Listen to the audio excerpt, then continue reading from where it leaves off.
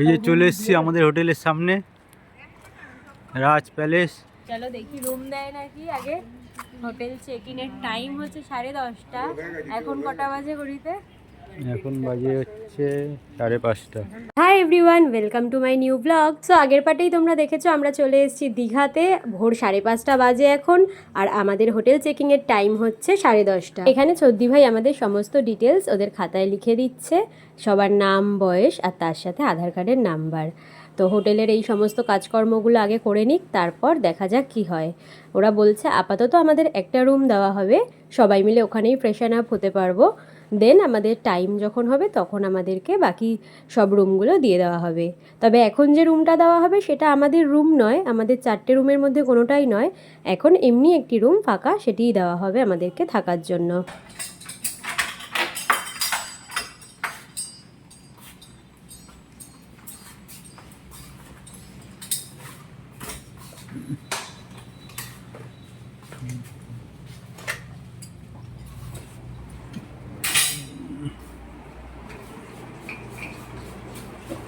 So আপাতত এই রুমটা আমাদেরকে এখন দিয়েছে।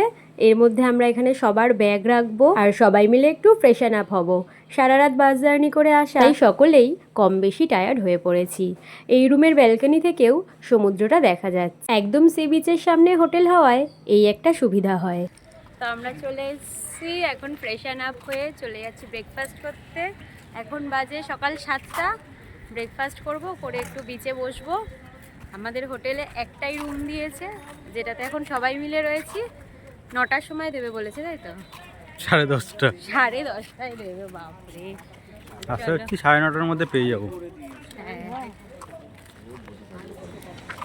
এপারের বিচটা রাস্তার এপারে আমরা নেমে যাব, যেমন আমরা পাথর দিয়ে নেমে গেছিলাম মনে হয়। পরে যাবে, তার আগের যে উঁচুটা। হ্যাঁ, ওই বিট দিয়ে উঠে নেমে যাব।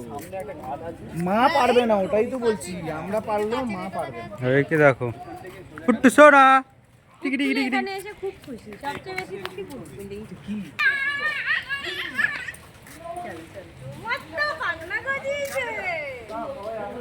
চলে এসেছি আমরা ব্রেকফাস্ট করতে Pushpa tea stall and tiffin সেন্টারে। এই দোকানের যে কাকু, ইনি আমাদের পূর্ব পরিচিত। আগের বার এসেও আমরা এনার কাছেই খেয়েছিলাম। পিকুদাদের বিশেষ করে চেনা পরিচিত। আমরা অনেক পুরনো। হ্যাঁ, চলে এসেছি এবার এখানে ব্রেকফাস্ট করব। কি খাবে কি?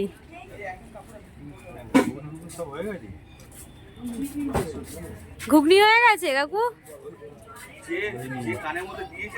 ওখানে বসে চা খাচ্ছে আর আমরা যাচ্ছি একটু সমুদ্রের দিকে, কারণ অনি এসে সমুদ্রের পাড়ে যায়নি। আমি চলে গেছিলাম এসেই মাকে নিয়ে।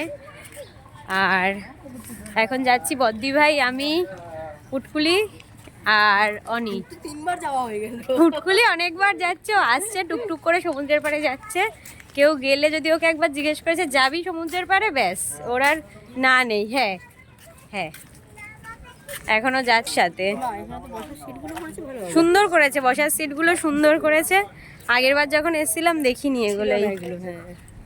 তো তোমরা পুজোর সময় এসেও দেখোনি? তাহলে একদমই রিসেন্ট করা এটা। তোমরা তো গত পুজোতেই এসছিলে। এখন ঘড়িতে বাজে 7:17, আর অলরেডি এখন লোকজন স্নান করতেও নেমে গেছে। প্লাস এদিকে তো পুরো ভিড় হয়ে গেছে।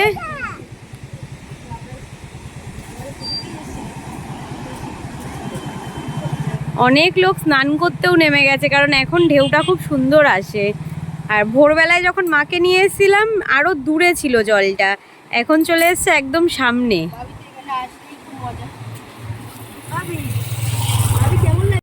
আমরা একদম সমুদ্রের জলের কাছেই, কিন্তু বদ্দি ভাইকে দেখো এখনো কোথায়। আর আমরা চলে এসেছি একদম জলের কাছে, ঢেউয়ের কাছে। দেখো ভিজে না যায় যেন।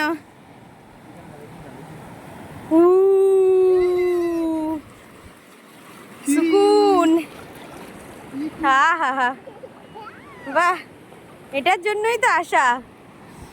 এই সাইডটা আপাতত এখন পুরোপুরি ফাঁকা, কিন্তু যেদিক দিয়ে নামে সেদিকে লোক চলে এসছে। হ্যাঁ, না না, ঘুগনি চলে এসছে, ঘুগনি মুড়ি। আসছি। সবাই ঘুগনি মুড়ি খাচ্ছে এই পারে, পরে চলে আসছে। সবাই ঘুগনি মুড়ি খেয়ে নিচ্ছে। আমাদের খাচ্ছে রুটি ঘুগনি, রুটি ঘুগনি। এই আমাদের খাবারে চলে এসছে রুটি ঘুগনি, রুটি ঘুগনি।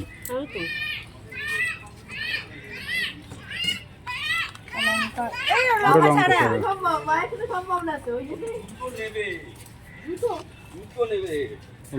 বালি জুতো আর পরবে? দেখি ফুটকুলি জামা প্যান্ট ভিজিয়ে আবার চলে এসছে, ওটা খাওয়া হবে না। ওইটা দেবে আগে খাবার এদিকে এদিকে কর, এদিকে কর, এদিকে দেখি ড্রেসটা এই মুড়ি বললাম তো। এদিকে এদিকে এদিকে কর। ইয়ে। I love Digha.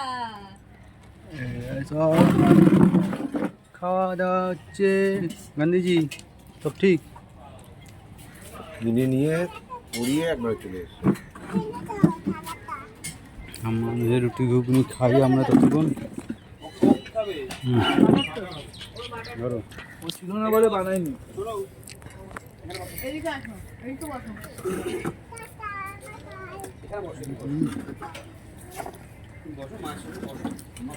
Hello. So finally আমাদের রুম দিয়ে দিয়েছে, রুম নাম্বার 502। অ্যান্ড চলো রুমটার রিভিউ তোমাদের দেখিয়ে দিই। ফার্স্টেই এন্ট্রি, দেন এখানে রয়েছে ওয়াশরুম। বাবা, এদিকে বেসিন, স্নানের স্পেস, এদিকে রয়েছে কোমোড। খুব একটা ক্লিন মনে হচ্ছে না দেখে। অ্যান্ড দেন এদিকে হচ্ছে বেড, রাউন্ড বেড।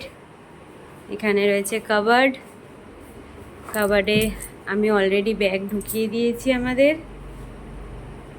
এখানে মিরারের স্পেস রয়েছে, বাট মিরার নেই, বলছে এই রুমের মিরারটা ভেঙে গেছে।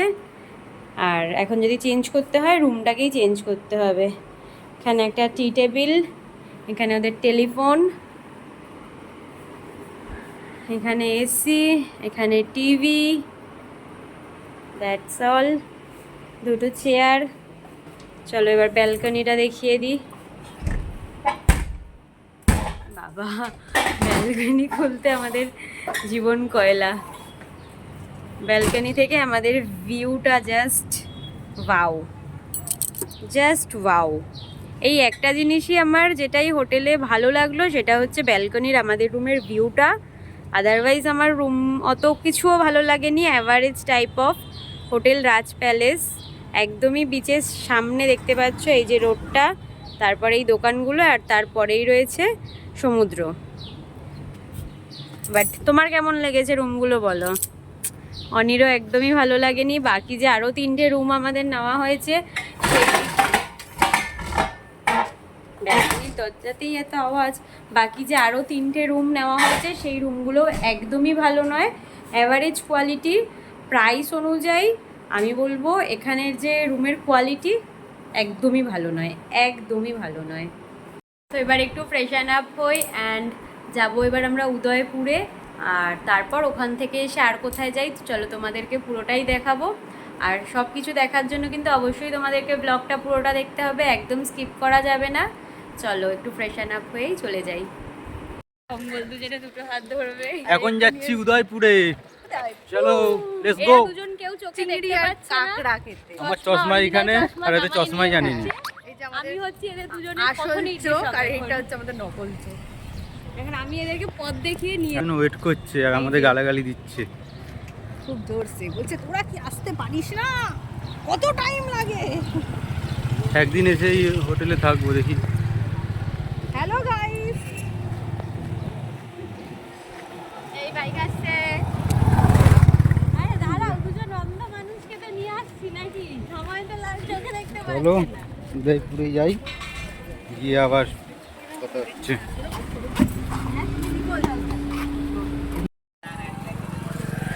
নেমে গেছি এখন উদয়পুরে। ছাতা কোথায়? ছাতা তুই ছাতা আবার নিয়ে এসছিস? বা রে বা, সমুদ্রে যখন স্নান করবি তখন কি করবি?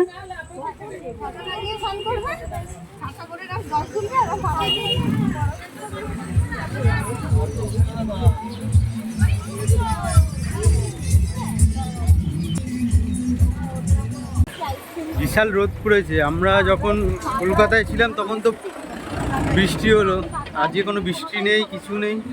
এখানে আগের দিনও বৃষ্টি হয়নি, বিশাল রোদ, গা হাত পা পুড়িয়ে দিচ্ছে পুরো। আমাদের ওখানে হচ্ছিল প্রচণ্ড বৃষ্টি, কালকে তুফান বৃষ্টি হয়েছে। সেই আনন্দে আমরা আরও ভাবছিলাম যে দীঘায় আসবো, একটু বৃষ্টি ফৃষ্টি কম হবে, এই বৃষ্টি হবে, রোদ কম হবে, কিন্তু রোদে পুড়ে যাচ্ছি। আর এখানে এরা কথা বলছে, সিট বুক করছে। কোথায় বসবো, কোথায়? চলো। সো আমরা এখন উদয়পুর থেকে চলে যাচ্ছি আবার নিউ দীঘার দিকে। উদয়পুরে গিয়ে আমরা আর বেশিক্ষণ সময় কাটাইনি, কারণ ওদিকে নিউ দীঘাতে অলরেডি আমাদের জন্য মা, জেঠিমা, জেঠু আর পুটকুলি অপেক্ষা করছিল। ব্লগটা যদি তোমরা এতক্ষণ দেখে থাকো তাহলে অবশ্যই কমেন্ট করে জানিও ব্লগটা কেমন লাগলো। যারা এখনো চ্যানেলটাকে সাবস্ক্রাইব করোনি অবশ্যই সাবস্ক্রাইব করে দিও। এর পরের পার্টগুলোও খুব তাড়াতাড়ি চ্যানেলেই আসতে চলেছে। সো আজকের মতন টাটা, দেখা হবে আবার অন্য একটা ব্লগে।